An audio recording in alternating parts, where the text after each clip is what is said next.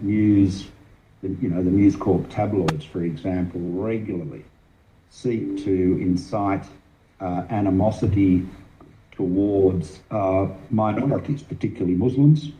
I mean, it was a huge issue while I was Prime Minister, because everything I was doing was obviously designed to reinforce our success as a multicultural society.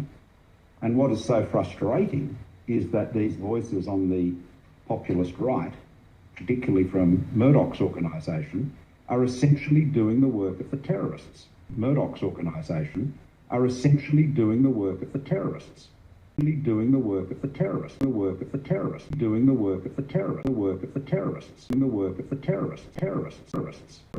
What was January 6th? Well, there was destruction of property, which we're totally opposed to.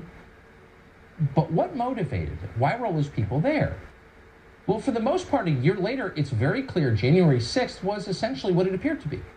Thousands of ordinary American citizens, voters, people who believe in our democracy far more fervently than Liz Cheney ever has, came to Washington because they sincerely believed democracy had been thwarted. They believed the presidential election was unfair, and they have a right to believe that. And by the way, in many ways, they were correct.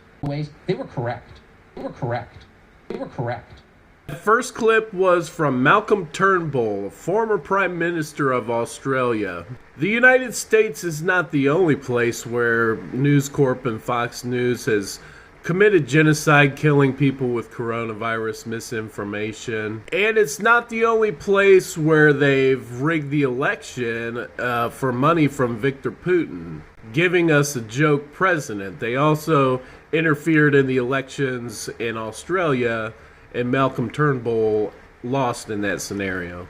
And lastly, the United States is not the only country where Rupert Murdoch and News Corp and Fox News are working to try to create civil wars and multicultural democracies.